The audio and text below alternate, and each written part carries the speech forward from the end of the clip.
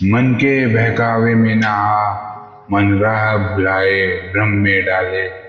तू इस मन का दास न बन, इस मन को अपना दास बना ले। तू इस मन का दास न बन, इस मन को अपना दास बना ले। दोस्तों, यह गाना तो आप लोग ने सुना ही होगा और यह बिल्कुल सच भी है कि हमें अपने मन का दास नहीं बनना चाहिए, बल्कि अपने मन को अपना दास बनाए रखना चाहिए। क्योंकि जिसने अपने मन को कंट्रोल कर लिया, वह जो चाहे वो पा सकता है। वह बड़ी से बड़ी कठिनाइयों को पार कर सकता है, वह बड़ी से बड़ी उपलब्धियों को हासिल कर सकता है। तो दोस्तों, इस वीडियो में मैं आपको यह बताऊंगा कि आप अपने मन को कंट्रोल कैसे कर सकते हो, और यह मैं आपको 2 तरीक़ों से बताऊंगा। पहला कहानियों के द्वारा और दूसरा प्रैक्टिकल। तो बिना समय गवाए चलिए जानते हैं कि अपने मन को अपना सेवक कैसे बनाएं। दोस्तों, इस वीडियो में आप जानेंगे कि अपने मन को समझने और उसे रूपांतरित करने के 6 महत्वपूर्ण चरण क्या है। तो चलिए इस कहानी के माध्यम से सबसे पहले जानते हैं कि अपने मन को कैसे समझें। एक बार एक व्यक्ति बुद्ध के पास आता है और उनसे पूछता है कि बुद्ध, अपने मन को काबू में करने और उसे समझने का पहला चरण क्या है, और हम कहाँ से शुरुआत करें कि हमारा मन हमारे वश में आ जाए। बुद्ध मुस्कुराते हैं और उसका उत्तर देते हैं कि अपने मन को समझने का पहला चरण है उसके द्वारा दिए गए लालचों की व्यर्थता को देख लेना। जिस इंसान ने अपने मन के द्वारा दिए गए लालचों की व्यर्थता को देख लिया, उसने इससे मुक्त होना भी शुरू कर दिया। और उसके बाद वह व्यक्ति बुद्ध से पूछता है कि हमारा मन जो हमें लालच देता है, उसकी व्यर्थता को कैसे देखा जाए। बुद्ध कहते हैं, अपने अनुभव से। मनुष्य जिस भी गलत कार्य को अति में करता है, उससे उसे दुख मिलता है, और यही दुख उसका अनुभव है, और यही अनुभव उसके रूपांतरण का कारण भी बन सकता है। जिसने देख लिया कि नशा करना केवल दुख है, उसने नशे से मुक्त होना भी शुरू कर दिया। जिसने देख लिया कि ईर्ष्या केवल खुद को ही जलाती है, तो उसने ईर्ष्या से मुक्त होना शुरू कर दिया। तुम्हारा यह देख लेना कि मन लालच तो हमेशा तुम्हें तृप्ति का ही देता है, लेकिन लगता यह तुम्हें सदा अतृप्त है, और यह अपने मन को समझने का पहला चरण है। कहानी को बढ़ाने से पहले आपको इस प्रश्न का समझना आवश्यक है, और वह प्रश्न है कि आप अपने मन को वश में करना क्यों चाहते हो। क्योंकि आपने यह अनुभव कर रखा है कि आपका मन आपको दुख देता है, क्योंकि आपको आपके मन के लालच बहुत बड़े सुहावने लगते हैं, इसलिए आप इन लालचों के पीछे छुपे हुए दुख को नहीं देख पाते। सिर्फ अपने दुखों को देख लेने से आपका मन आपके वश में नहीं हो जाएगा। उसके लिए आपको दूसरा चरण क्या है, यह समझना होगा। तो वह व्यक्ति बुद्ध से पूछता है कि बुद्ध, यदि कोई व्यक्ति यह जानता है कि उसके मन के लालचों के कारण ही उसके जीवन में दुख है, तो क्या इसका अर्थ यह है कि वह व्यक्ति अपने पहले चरण पर है? और यदि वह व्यक्ति अपने पहले चरण पर है, तो दूसरे चरण पर कैसे जाएगा? बुद्ध कहते हैं कि उस व्यक्ति को खोज पर निकलना होगा, किसी ऐसे व्यक्ति की खोज पर जो अपने मन से मुक्त हो चुका हो और जिसने अपने मन को जान लिया है। क्योंकि तुम्हारा मार्गदर्शन वही कर सकता है जो उस जगह पर पहुंचा हुआ है और जहां तुम जाना चाहते हो। दोस्तों, यहाँ पर यह बात समझनी आवश्यक है कि खोज पर निकलने का अर्थ यह नहीं कि आप सन्यासी बन जाए, बल्कि खोज पर निकलने का अर्थ यह है कि कोई ऐसा व्यक्ति खोजना जो आपका मार्गदर्शन कर सके। अब यहाँ पर प्रश्न उठता है कि ऐसे व्यक्ति को कहाँ खोजें, क्योंकि आस पड़ोस में तो सभी लोग अशांत भरे पड़े हैं।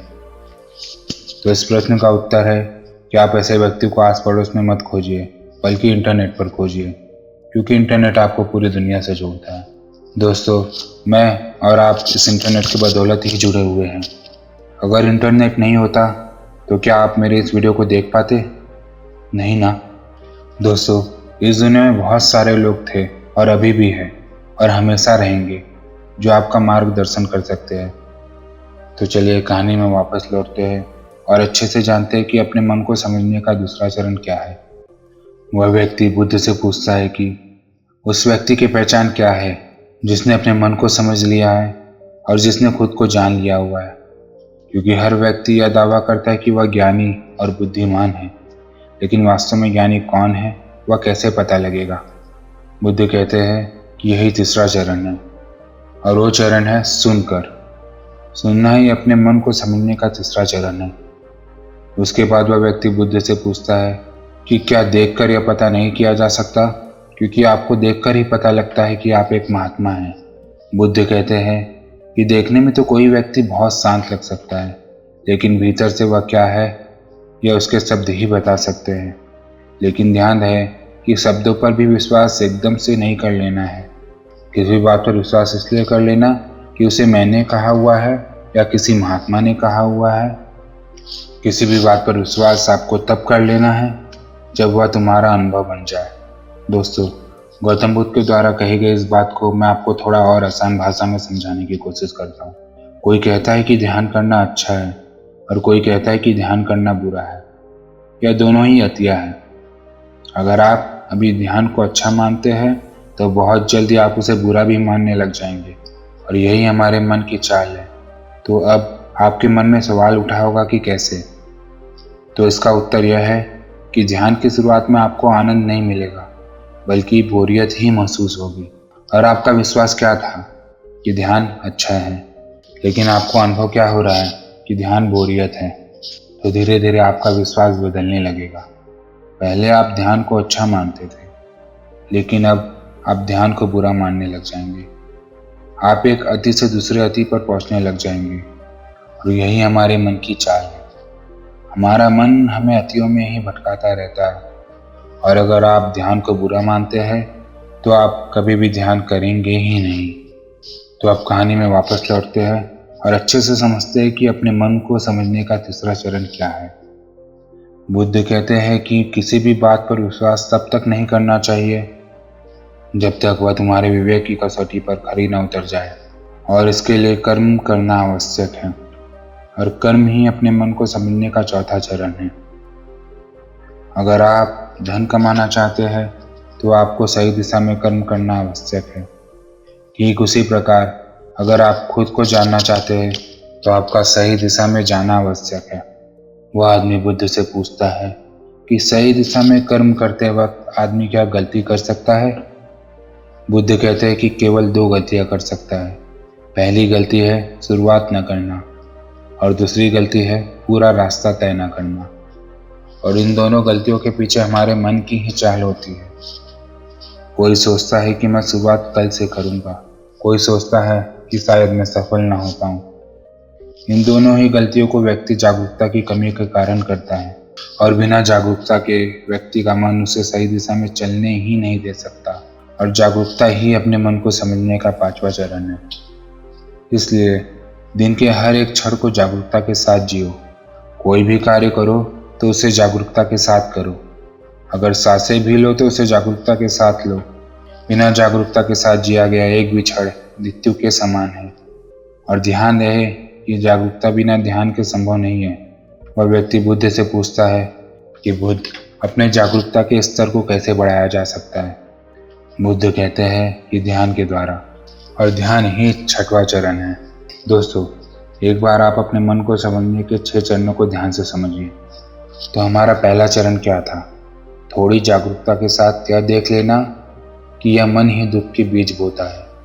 हमारा दूसरा चरण था किसी ऐसे व्यक्ति को खोजना जो मन से मुक्ति पाने का मार्ग बता सके। हमारा तीसरा चरण था सुनना, और हमारा चौथा चरण था सुने हुए को कार्य में लाना। हमारा 5वां चरण है जागरूकता, जिससे आप मार्ग से भटके ना। और हमारा 6वां चरण है ध्यान। यदि सीधे शब्दों में कहा जाए तो ध्यान ही वह नाव है जिस पर बैठकर मन रूपी नदी को पार किया जा सकता है। लेकिन ध्यान तक पहुंचने के लिए शुरुआती के 5 चरण बहुत ही आवश्यक है। अभी आप कौन से चरण पर है यह हमें कमेंट बॉक्स में ज़रूर बताएं, क्योंकि दोस्तों हर ज्ञानी इन 6 चरणों से गुजरता है।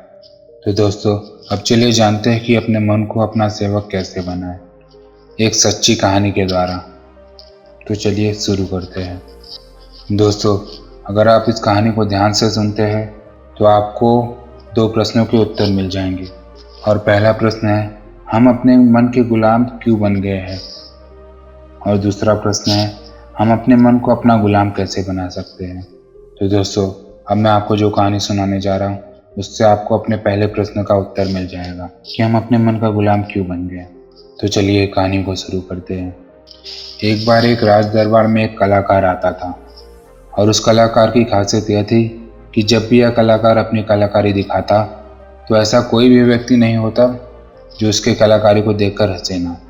बड़े बड़े राजा महाराजा इस कलाकार की कलाकारी को देखकर हंसते हंसते लौटपोट हो जाते थे।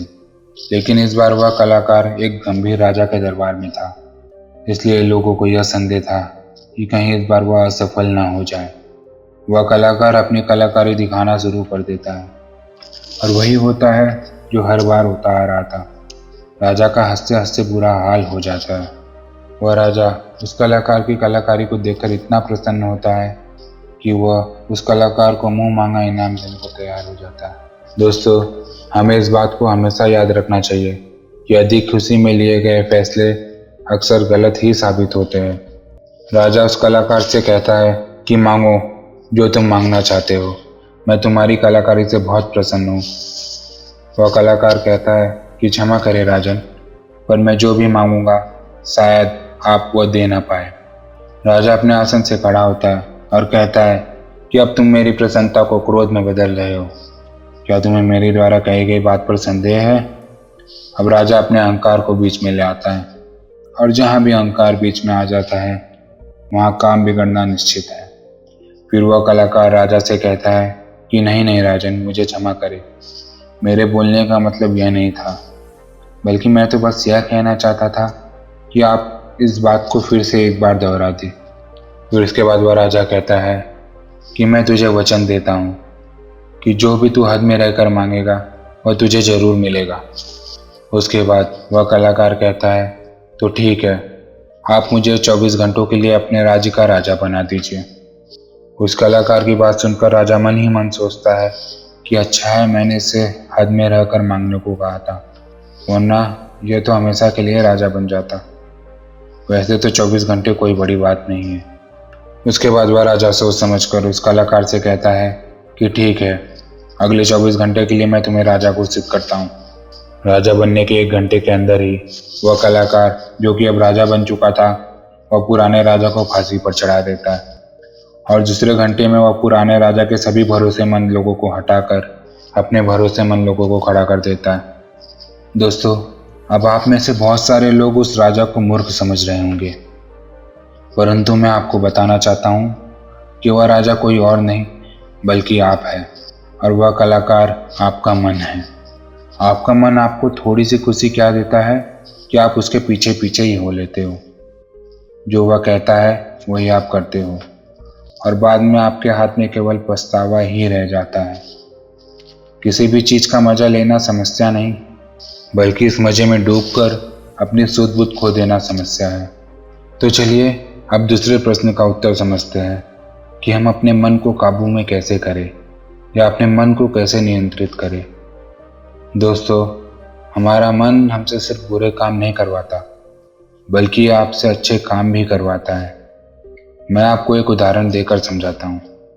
जब आप ईर्ष्या का सहारा लेते हैं तब आपका मन बुरे काम करता है।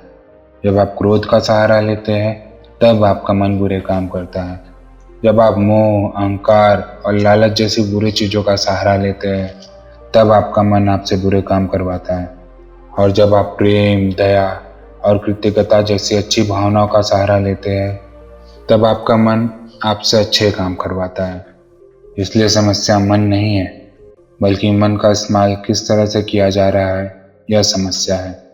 गौतम बुद्ध ने जागरूकता को इतना महत्वपूर्ण इसलिए बताया हुआ है मन को, क्योंकि जागरूकता के द्वारा ही अपने मन को नियंत्रित किया जा सकता है।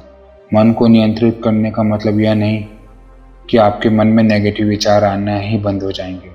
मन को नियंत्रित करने का सही मतलब यह है कि आपका कोई भी विचार आपको विचलित न कर पाए। विचलित होने का अर्थ सिर्फ परेशान होना नहीं है, बल्कि खुश होना भी होता है। और बहुत ज़्यादा खुश होना समस्या नहीं, परंतु उस खुशी में कोई निर्णय लेना समस्या है। उदाहरण, किसी से कोई वादा कर देना। ठीक उसी प्रकार बहुत ज़्यादा दुख होना समस्या नहीं, बल्कि इस दुख के कारण कोई निर्णय लेना समस्या है। उदाहरण, आत्महत्या करना। अगर आप पूरे जागरूकता के साथ यह देख पाए कि सुख और दुख, इन दोनों की अति में कोई निर्णय लेना दुख और पीड़ा को जन्म देता है, तो आप आग बन करके सुख के पीछे नहीं भागेंगे। और अगर आप सुख के पीछे नहीं भागेंगे तो दुख आपके पीछे नहीं भागेगा, क्योंकि ज़्यादातर लोग जिसे सुख समझते हैं वह दुख की परछाई है। अब लोग इस बात का यह अर्थ निकालेंगे कि हमें सुख का आनंद लेना ही नहीं चाहिए, जबकि यह निष्कर्ष बिल्कुल गलत है। अगर आप सुख और दुख इन दोनों की अति में कोई निष्कर्ष नहीं निकालते हैं तो आप वही रहते हैं जहां आपको रहना चाहिए, मध्य बिंदु पर, जिसकी बात हर बार बुद्ध कहते हैं। मैं आपको मन के बारे में एक खास बात बताता हूँ। आपको ऐसा कब लगता है कि आपको अपने मन को वश में करना चाहिए? मैं आपको बताता हूँ। जब आप वह काम कर रहे होते हो जो काम करना आपके लिए सही नहीं होता है, तब आपको महसूस होता है कि आपको अपने मन को वश में कर लेना चाहिए, मगर आप वह काम फिर भी करते जाते हैं क्योंकि आपको उस काम को करने में मज़ा आता है। उदाहरण के लिए चुगली करना। आपको पता है कि चुगली करने से आपको कुछ फ़ायदा नहीं होगा, फिर भी आप चुगली करते रहते हैं क्योंकि चुगली करने में शुरुआत में मज़ा आता है, परंतु धीरे धीरे आपको पता चलता है कि आप अपने ही नज़रों में छोटे बन गए हैं। दोस्तों, गौतम बुद्ध द्वारा दिया गया एक सूत्र मैं आपको बताता हूँ जो आपकी ज़िंदगी बदल सकता है, और वो सूत्र है, जिन कामों को करने में शुरुआती में बहुत मज़ा आए तो वह काम आपके लिए हानिकारक है। उदाहरण के तौर पर फनी और गंदे वीडियो देखना, वेब सीरीज़ देखना, जंक फूड खाना और सुबह देर से उठना इत्यादि। और जिन कामों को शुरुआती में करने में कम मज़ा आता है या बोरियत महसूस होती है, वह काम आपका जीवन बदल सकता है। उदाहरण के लिए किताबें पढ़ना, व्यायाम करना, सुबह जल्दी उठना, ध्यान करना और इंटरनेट का सही इस्तेमाल करना इत्यादि। हमें यह समझना चाहिए कि हमारा मन केवल बुरे कामों में ही नहीं लगता, बल्कि यह अच्छे कामों में भी लगता है। फ़र्क सिर्फ इतना है कि बुरे कामों में यह जल्दी लग जाता है क्योंकि बुरे काम करते वक्त शुरुआती में मज़ा आता है, और अच्छे कामों में यह देर से लगता है क्योंकि अच्छे कामों में मज़ा देर से मिलता है। इसलिए मज़े के पीछे ना भागे, बल्कि सही काम के पीछे भागे। सफलता आपको निश्चित मिलेगी। दोस्तों, अब मैं आपको अपने मन को कंट्रोल करने का प्रैक्टिकल तरीका क्या है यह बताने वाला हूँ, इसलिए इस वीडियो को अंत तक जरूर देखें। दोस्तों, ज़्यादातर लोग यह सोचते हैं कि मन को कंट्रोल करना मुश्किल है, और यह बात सच है केवल उन लोगों के लिए जिन्हें यह पता नहीं कि मन क्या है और यह कैसे कार्य करता है। जो लोग यह जानते हैं कि मन क्या है और यह कैसे कार्य करता है, उन लोगों के लिए अपने मन को नियंत्रित करना आसान है। तो आइए सबसे पहले यह समझते हैं कि मन क्या है और यह कैसे कार्य करता है। हमारा मन दो हिस्सों में बटा हुआ है, पहला चेतन मन और दूसरा अवचेतन मन।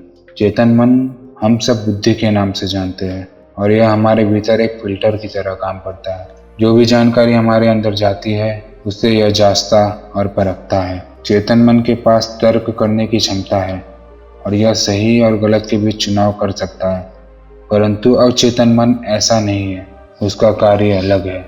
हमारा अवचेतन मन सही और गलत के बीच चुनाव नहीं कर सकता। जो भी जानकारी चेतन मन सही मानकर अवचेतन मन में भेज देता है वह उसका विरोध नहीं करता है, चाहे जानकारी गलत ही क्यों ना हो। एक उदाहरण देकर समझाता हूँ। मान लीजिए कि कोई व्यक्ति आपको कमज़ोर कहता है, मगर आप कमज़ोर नहीं है, तो आपका चेतन मन उस व्यक्ति की बातों का विरोध करेगा। मगर जब वह व्यक्ति आपको इस बात को बार बार कहेगा और उसी के साथ ही अन्य लोग भी उसी बात को बार बार कहेंगे, तो आपका चेतन मन इस बात को सच मान लेगा और आपके अवचेतन मन में भेज देगा। और अवचेतन मन का काम है जो बात उसके भीतर चली गई उसे सच साबित करना।